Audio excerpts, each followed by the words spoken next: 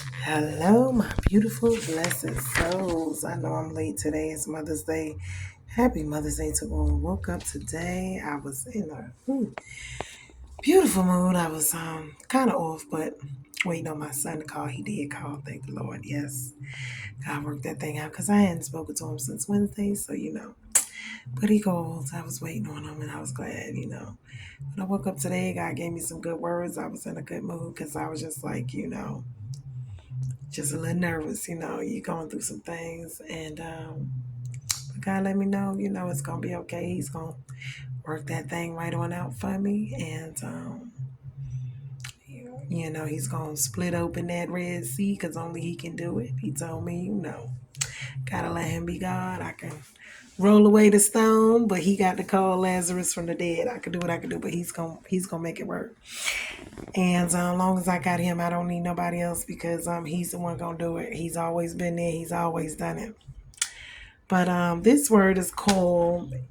Is it the seed? Is your seed? Because sometimes we sow. We sow seeds. Sometimes they're good, sometimes they're bad. But sometimes it's not the seed, it's the ground. So sometimes you have to check the ground you're sowing into. Because if the ground is not good, the seed is not, you have to toil the seed, the ground, and do all of that. So the ground and the seed must both be in order for you to, actually yield up a harvest from it. But now I am reading out of scriptures Psalms 51:10, Proverbs 4:23, and Matthew 12:34, along with Psalms 51:3. Basically, this specific verse, I'm going to read it because we still talking about sin. Sin is so important. When I tell you, it does a lot.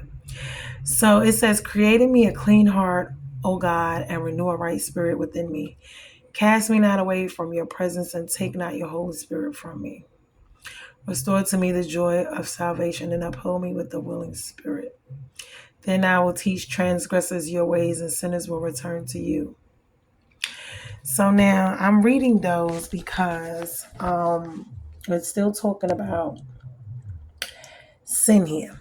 And basically, a lot of times it's unconfessed sin because a lot of people do not like to acknowledge when they're wrong, when they don't want accountability. And sin defiles the heart. And you must check the ground because sometimes, like I said, it's not the seed. You can sow the seed and you think it's going to grow, but if the ground is not right, then it's not. And what I mean by that is we were having a conversation earlier, I think it was online. And we were talking about basically it's a lot because unconfessed sin is, like I said, a major situation. People can go the rest of their lives living a lie. The truth is always something people don't like because a lot of times the truth is ugly and it makes us take accountability.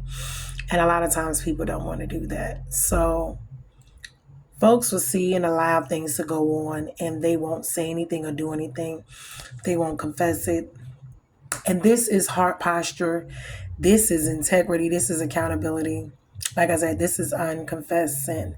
When stuff is going wrong and people do not want to acknowledge it. And I know that we were discussing this earlier. And when we were talking about it, I believe someone had posted something on on YouTube. And I get where they were coming from because, when it comes to, it's Mother's Day. And, when it comes to family and issues from families and stuff like that, we must understand that, sometimes things go on. And that's in our families. When you think about Eve in the Bible, you got to think about how family structure, a lot of the family structure got destroyed because of sin. Adam and Eve were cast out of the garden. The whole bloodline was tainted. Cain killed Abel. So much happened. She had, a hard time giving birth. The land was cursed because of it. So when you think about sin and accountability, and taking responsibility. A lot of times people don't want to do that. Just like when Adam said, oh, well, Eve gave him, the apple, he did eat. I mean, instead of just saying, well, Father, I ate the apple. No, you had to say she did give you the apple, but you ate it. So you still ate it on your own. And that's the problem. Accountability. A lot of times we do not like to take accountability. And like I said, we were discussing, I believe it was, about Mother's Day and Father's Day and all of this and accountability. And when it comes to us as parents, because I'm a parent myself, we have to take accountability even for our children, because God is going to make us take accountability for us as parents, what we did with our children as well. We got to confess sin, period, all of it. I don't care what it is. If you did it, someone else did it, whatever the case is going on, you must confess it. Because when you leave it in there, you do not address it and you do not hold accountability, it just makes things worse. Now, in cases of families, molestation, abuse, child abuse, neglect, whatever, when these things go on in the household, I don't care if it's the mother side, father side, it gets passed down through generations. The family bloodline itself is already issues. A lot of times these issues stem from ones before us. There's a lot of triggers. There's a lot of, hidden stuff. There's a lot of stuff we don't discuss. A lot of unforgiveness, a lot of hidden secrets, And for everyone in family situation, everybody's family dynamic is not the same. We all will want it to be the same, but a lot of times it's not. I could sit here and be like, oh, well, because, I know a lot of people who parents have passed on, and a lot of them say, oh, well, for the ones who are living, they should have a better relationship with them. But that's not always the case. And everybody's situation is different and is delicate. And it's not that they want it to be that way. Sometimes it's just that way. I remember, like Mother's Day. Mother's Day is today. I know people who parents have passed, and they say to, your mother this, your mother that. You should, reach out. But not knowing the whole situation. And then people could sit there and say, oh, well, she doesn't this, she don't, folks has always got a sob story, something. No, that's not necessarily the case, because, you know what I'm saying? If things happen, it's not that the person wants them to happen. It's just that it's a fact that this is just what happened and they just dealing with it. But don't add insult to injury by making them feel worse than they already feel about it. You know what I'm saying? Because it's not like it's a situation that they want to be. You know what I'm saying? People say, oh, you're a victim. I'm not a victim.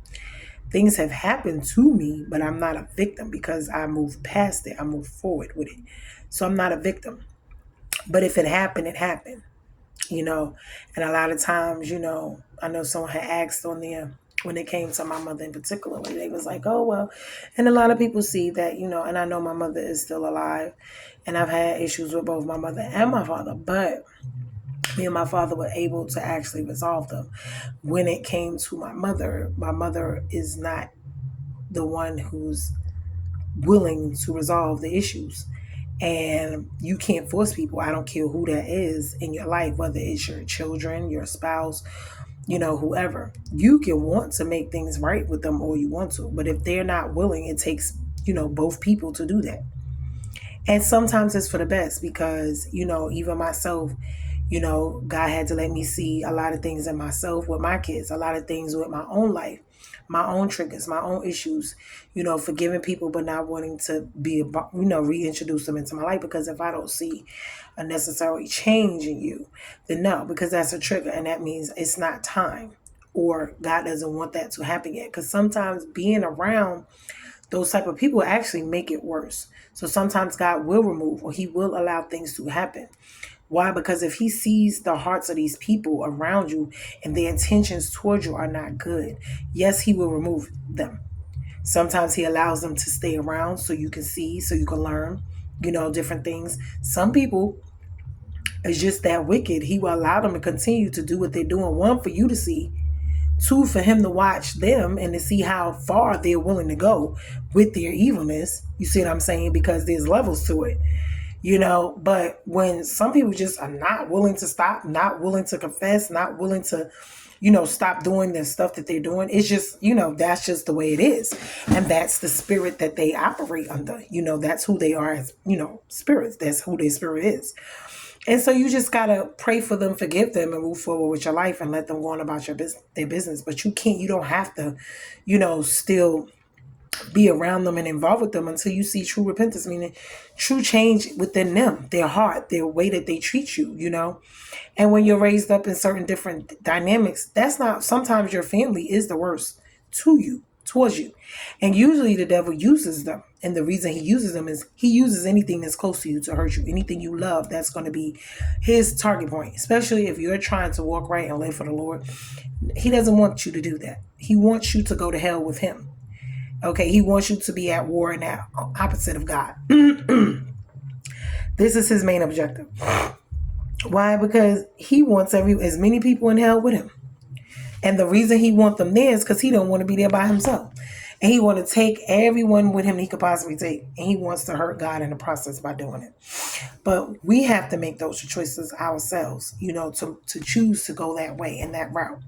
So, I don't know if this is getting off topic or not, but confession itself will eat you up.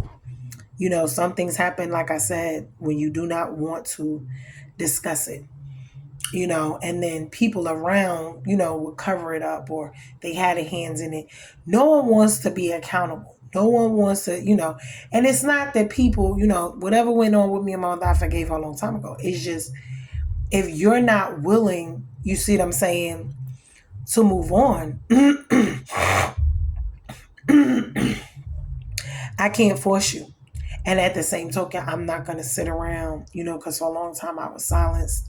If anyone's heard my testimony and know anything about me and my life, I have put it out there. And the reason I put it out there is not because I want to be a victim or no. It's to help others. There's a lot of people out there who have been silenced about things like this. You see it happening right now, playing out in front of our eyes every day. And a lot of folks play the part because the truth is hard to accept. It is ugly when certain things happen and it's certain people involved and you don't want to believe it. And that's just the bottom line. And it's wrong to do that. But people will know what's going on and they will lie and scheme and hide and cover it up till the day they die. They don't want to admit it, that they did it. But if you did it, you did it. Admit it, confess it, and move on. Because everybody makes mistakes. God is willing to forgive you. But you have to forgive yourself and you have to be honest about it. And whether they come to me and apologize to me about it or not, you still have to speak to God about it. And when you have to release me from it, even within your own self. But nobody has never seen me not one time say, well, oh, I was in the hospital, or oh, I was near death, several times. But my mother's living. You never heard me once say, I got married, I have kids. You never see her. You never see her around. You never see her in my life. And instead of questioning me about that, you should be saying, well, dang, I wonder, right? Because that is not, you know what I'm saying? That is not a regular situation. So when folks see that, you know what I'm saying, you should already know that there's something going on there. Why? Because you don't never hear me speak about my mother, really. You don't. But there's a reason for that. And, if she is not want to be a part of my life, I'm just going to go around the situation. I know what it is. I don't have to necessarily, love her, forgive her, wish her the best. But as far as she doesn't want to be a part of my life. And if she doesn't want to be a part, I can't force her. I can't make her. And a lot of times, at the same token, she's in the background doing a lot of other stuff that's not good for me. That triggers me. That hurts me. That hurts my kids. So it's best that I don't be around them.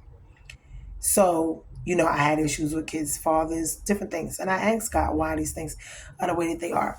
And a lot of times he said, because these, whatever the reason is, and, I know it's a purpose behind it for me to be who I am and to be able to give my testimony for other people. And in the same light, because other people need to see how people deal with these same issues in their life and get through them, because a lot of people out there hurting and they're going through a lot of these things themselves, and a lot of them stay silent. They don't say anything. A lot of people suffer in silence. They commit suicide. They do a lot of different things because they don't know how to cope. They don't know how to deal with it. You see what I'm saying? But me being a person who is dealing with it, and I'm here and I'm still, living my life regardless of it, in spite of it. That's why I say I don't consider myself to be a victim. I don't consider myself to be, no, I am a survivor. I'm more than a conqueror. In the past is the past. I can't change it. I can only move forward in my life, and that's it. And that's what I do. But, when certain people, certain triggers, people say and do certain things that kind of, and I'm human, everybody's human. We all have to, what I'm saying, deal with stuff that bothers us that, is not on the surface. That's not an everyday thing that people see. But like I said, people, when it comes to these type of things, it's your heart, and it's your heart posture, your heart condition. And, it says, when it comes to the heart and sin, it defiles, and it defiles your heart. It defiles your eyes, your ears, your spirit. It weakens it. Why? Because you sit here and you know that things are going on. And this is where prayer comes in prayer life, talking to God, because God loves us despite of us and despite of what we do. You know what I'm saying? But we're still called, to love others regardless.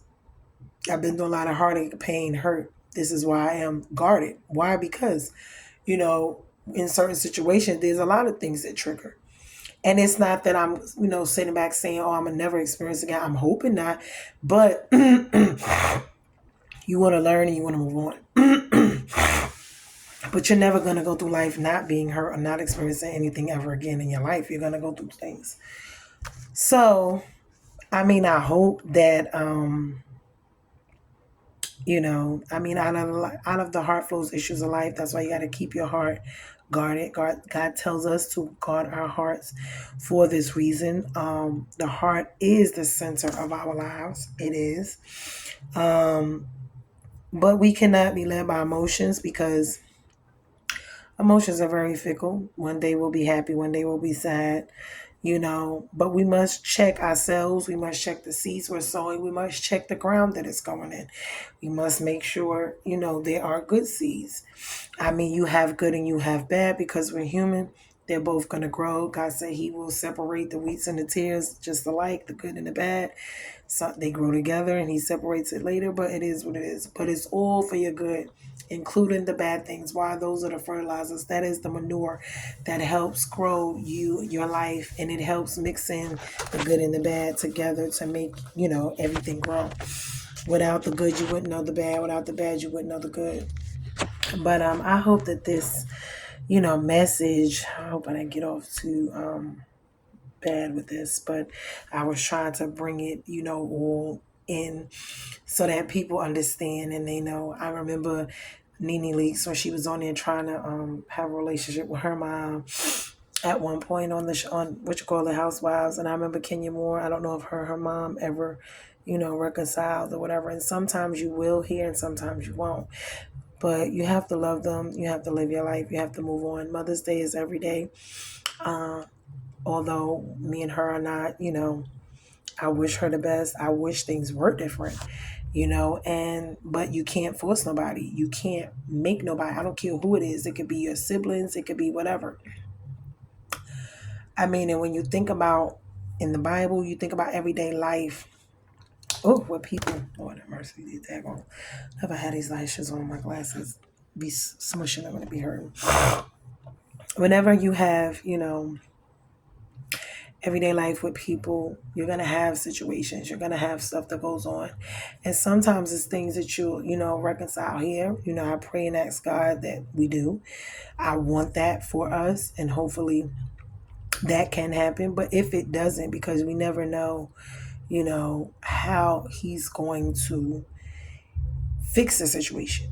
He fixes it the way he sees fit in his own time, and it's all for our good, irregardless. Like sometimes people, we want them to live and they may die. They may have cancer or something. And you pray that God heals them, or you pray that God, but when you pray that, right, you don't know how he's going to heal them, because taking them away from here and taking them out of their suffering is a way of healing them. So sometimes we pray things, and then when he gives us the answer, it's not the one that we wanted.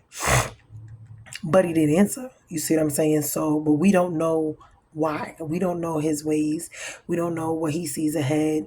We don't know. So we just have to accept it and trust him and trust that it was the best, decision for whatever reason. And it's a part of our life, and we have to accept it and learn from it and grow. Because He doesn't always deliver us from the storm; He'll deliver you through the storm. And this is building of character. This is, you see what I'm saying? We don't like it, we cry, it's hurtful, but it's still a part of our lives. And no one's life is the same. And although we could sit here and say, oh well, if my life is this and this one, it's not. My life is different from yours. Your life will never be mine. My life will never be yours. We all come from different everything. That's why no two people are the same. They're not made the same. They don't think the same. God made each and every one of us with our own. Why? Because when He made one, He broke them all. Everyone is individuals. We're intricate. We're our own. You know what I'm saying? Each is a masterpiece of itself. So we must understand that.